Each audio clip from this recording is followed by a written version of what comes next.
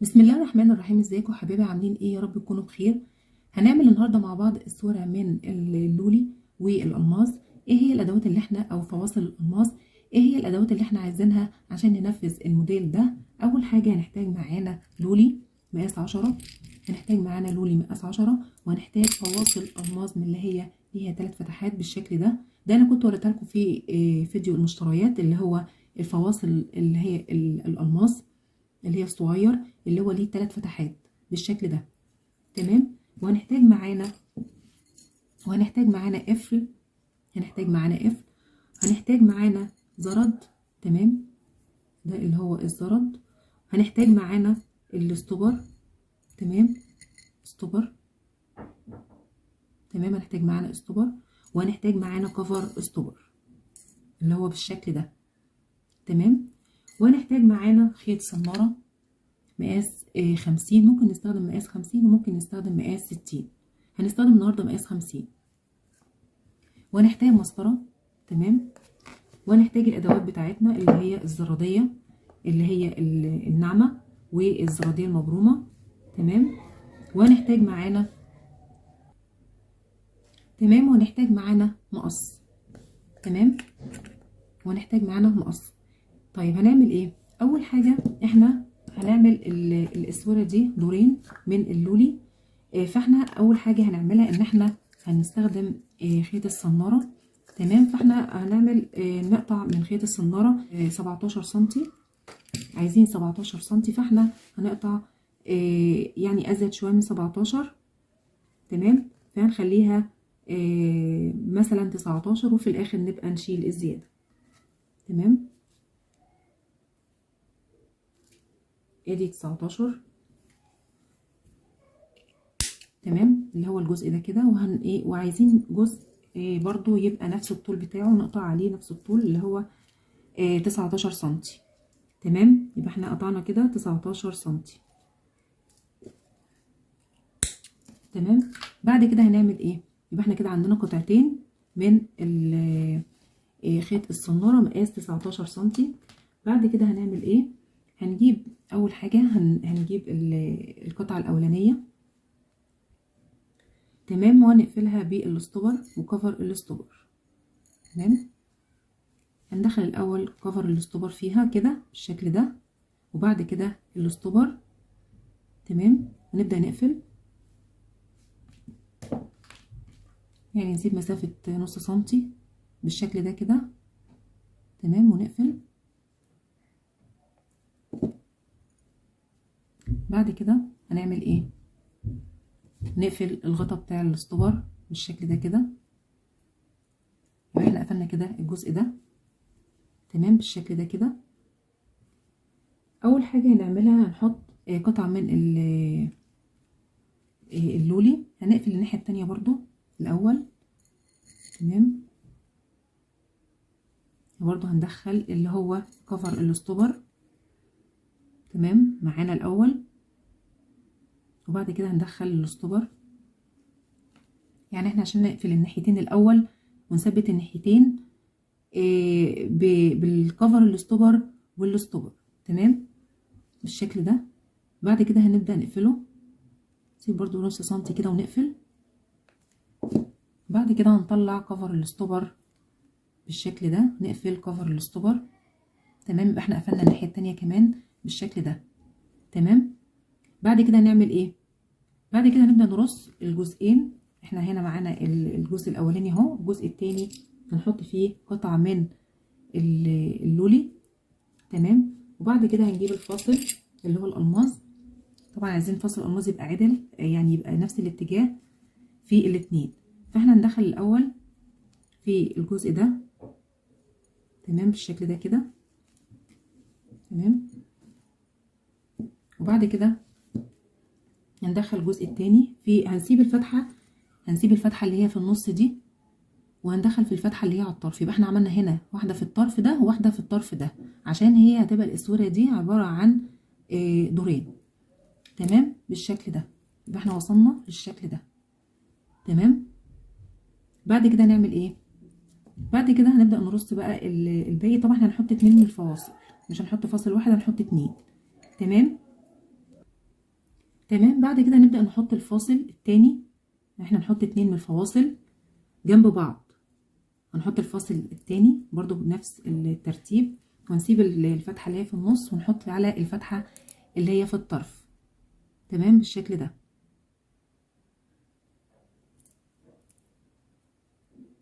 تمام، يبقى احنا كده وصلنا للشكل ده، حطينا واحدة لولي واتنين من الفاصل. هنبدأ نكمل. تمام.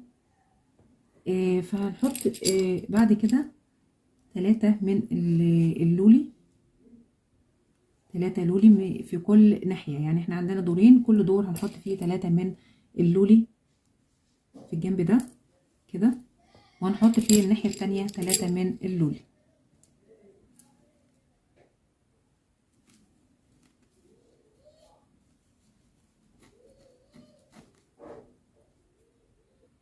تمام، وهنحط فيه الجنب التاني 3 من اللولي.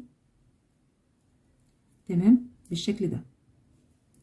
احنا كده بدأنا ان احنا نرص الاسورة بتاعتنا. عملنا واحدة من اللولي مقاس 10، وبعدين حطينا 2 فاصل الماس، وبعدين حطينا 3 من اللولي. بعد كده هنحط 2 فاصل الماس وهنحطه بنفس الترتيب برضو. تمام، برضو هنحط في الفتحة الاولانية بالشكل ده، والجزء التاني برضو هنحط في الفتحة اللي هي التالتة، هنسيب اللي في النص. تمام بالشكل ده. تمام. بعد كده هنحط الفاصل الالماس التاني. تمام، برضو يبقى بنفس الترتيب. هنحط برضو الفاصل الجزء الاولاني في الفتحة الاولانية بالشكل ده، وهنسيب الفتحة اللي في النص ونحط في الفتحة اللي هي على الطرف او الاولانية من الناحية التانية. تمام، ونشد بالشكل ده كده. تمام، يبقى ده كده وصلنا للشكل ده. بعد كده هنعمل كمان 3 من اللولي في كل ناحية برضو. تمام، كل ناحية هنعمل فيها 3 من اللولي.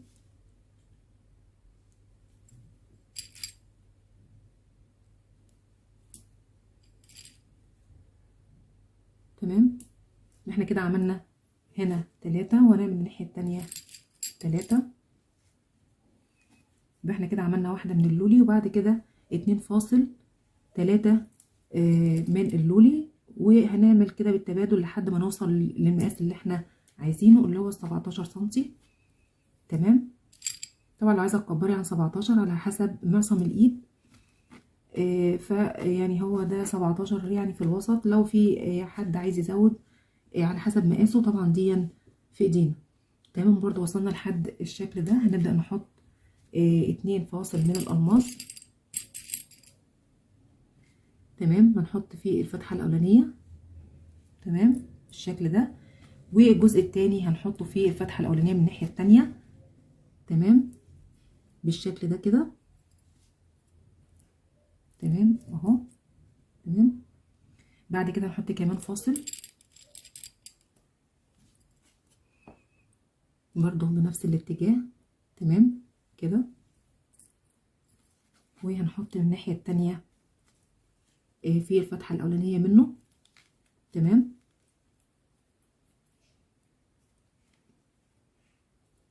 بالشكل ده اهو كده. احنا وصلنا للشكل ده. تمام، بعد كده هنحط 3 من اللولي تاني الطرف الأولاني.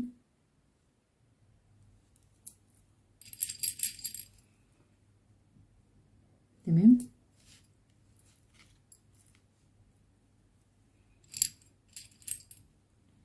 والناحية التانية برضو 3. طبعا احنا بنعمل بالتبادل 3 و2 فاصل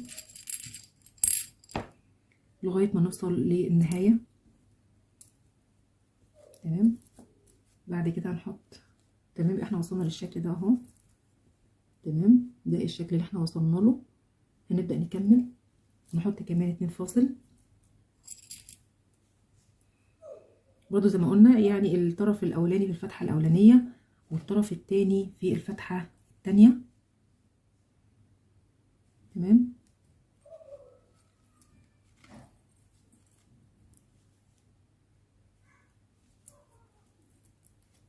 بالشكل ده كده. نحط برضو التاني برضو، هنحط هنا في الفتحة الأولانية ونحط التاني الناحية التانية بالشكل ده، ونبدأ ننزله كده. تمام. بعد كده هنحط 3 من اللولي،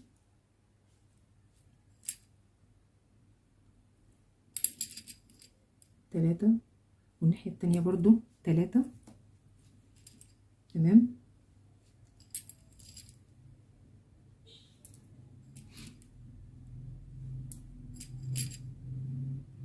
تمام. احنا وصلنا للشكل ده اهو. كده قربنا نخلص. هنحط 2 فاصل، 2 فاصل من الألماس. تمام. والناحية التانية برضو في الطرف التاني بالشكل ده. ونحط كمان 1 برضو الناحية الأولانية في الفتحة الأولانية، والناحية التانية في الفتحة التانية بالشكل ده كده. تمام. احنا وصلنا للشكل ده. تمام. ده الانسيال ده يا جماعة كنت انا يعني كنت لابساه في بعض الفيديوهات، كنت لابسه واحد زيه في بعض الفيديوهات. وواحدة من متابعين القناة طلبت مني الطريقة، طلبت مني طريقته، فانا قلت لها ان شاء الله انا هعمل فيديو وانزله بطريقة الانسيال ده او الاسورة دي. بعد كده هنحط في النهاية هنا 1 لولي، واحنا كده بنقفل، والناحية التانية 1 من اللولي. تمام. يبقى احنا وصلنا للشكل ده. تمام.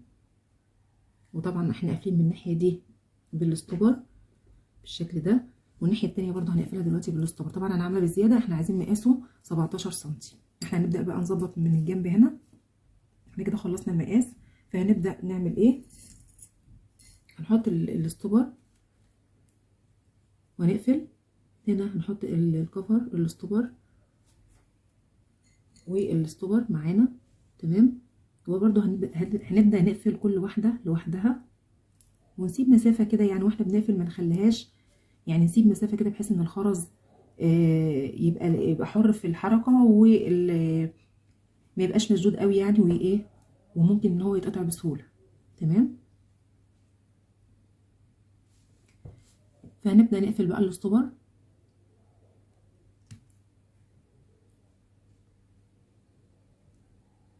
تمام. والناحية التانية نقفل برضو الاستوبر بتاعها. احنا كده قفلنا الاستوبر وغطا الاستوبر اهو. نجيب برضو واحدة كفر استوبر. تمام. بعد كده نحط الاستوبر في الجزء ده عشان نقفله برضو زي الناحية التانية بالشكل ده. تمام. وبعد كده نبدأ نقفل.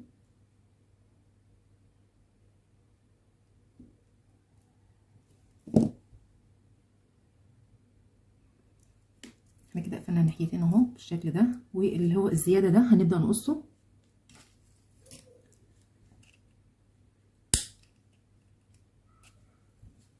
تمام.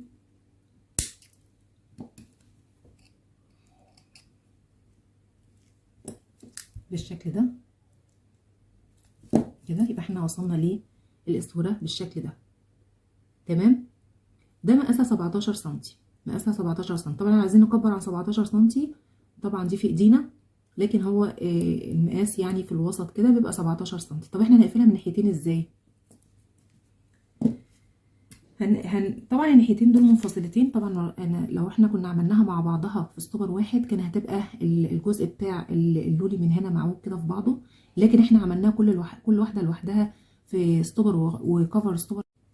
عملنا كل واحده لوحدها بحيث ان هي تدينا الشكل اللي هو منفصل يعني عادل كده، تبقى الاتنين لولي جنب بعضهم معدولين، ما يبقوش الاتنين معوجين ومشدودين على بعض كده. لا، احنا عملناها كل واحده لوحدها في كفر استوبر لوحده. وبعد كده احنا نبدأ نجمعهم مع بعض في زردة من الجنبين. فهنجيب زردة.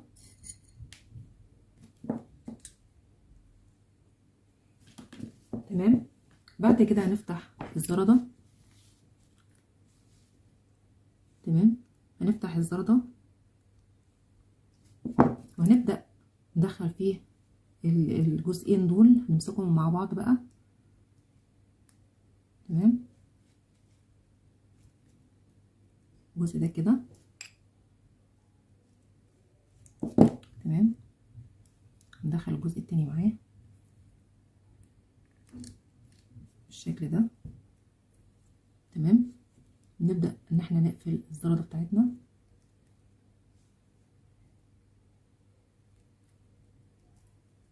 احنا كده عملناها من هنا بزردة، احنا كده جمعناهم الاتنين مع بعض في زردة بالشكل ده.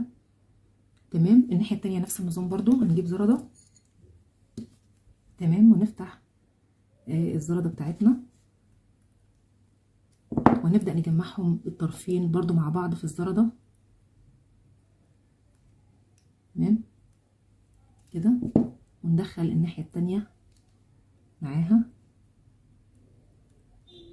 بالشكل ده كده. تمام، وبعد كده نبدأ نقفل الزردة، نعدلها. تمام، احنا قفلنا جمعناهم من الناحية دي بزردة، وجمعنا من الناحية التانية برضو بزردة بالشكل ده. بعد كده هنعمل ايه؟ هنبدأ نحط بقى القفل. خلاص احنا كده خلاص قفلناها، عملناها بالشكل ده، شكلها حلو جدا وشيك. تنفع سواريه.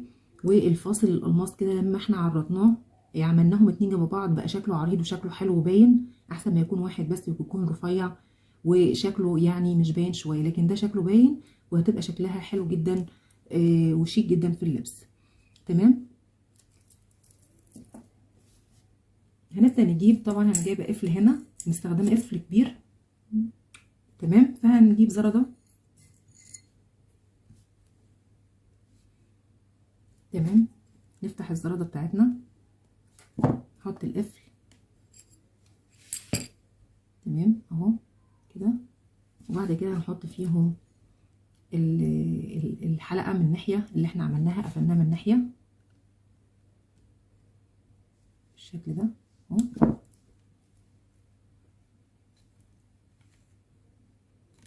احنا كده عملنا القفل من ناحية. بعد كده هنعمل ايه من الناحية التانية؟ الناحية التانية احنا عاملين فيها زردة اهي، وهنعمل فيها سلسلة تطويل بحيث اللي عايز يطول برضو او يكبر المقاس تبقى في ايدينا. وطبعا احنا كنا جايبين سلسلة وقلنا اي نوع سلسلة ينفع، هنستخدم النوع ده. فهنقطع 5 سنتي. تمام، هناخد 5 سنتي من المقاس. تمام، ونبدأ نطول بيه. تمام، يبقى دي كده 5 سنتي اهي، هنبدأ نطول بيها الجزء ده. هنعمل ايه؟ هناخد زردة. تمام، هناخد زردة ونبدأ نوصل نفتح الزردة. تمام اهي، ونبدأ ان احنا هنوصل الجزء السلسلة اللي احنا عملناه بالجزء التاني اللي هو موجود في الزردة التانية. تمام اهو كده، نحطها في الحلقة التانية او الزردة التانية، وبعد كده نبدأ نقفل.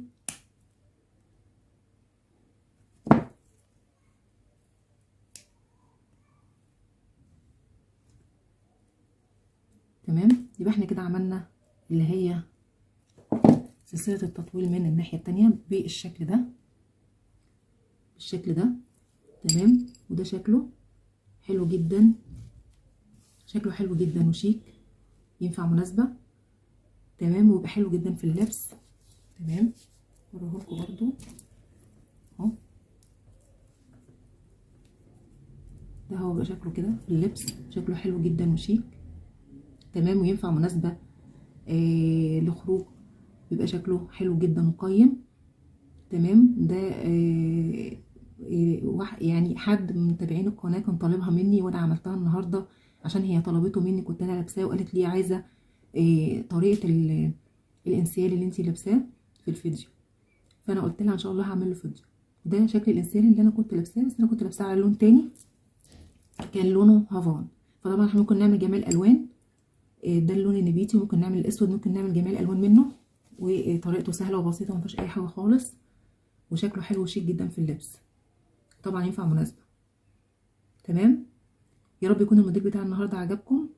لو عجبكم الفيديو اول مره تتفرجوا على القناه، ما تنسوش الاشتراك في القناه وتفعيل زر الجرس عشان يوصل لكم كل جديد.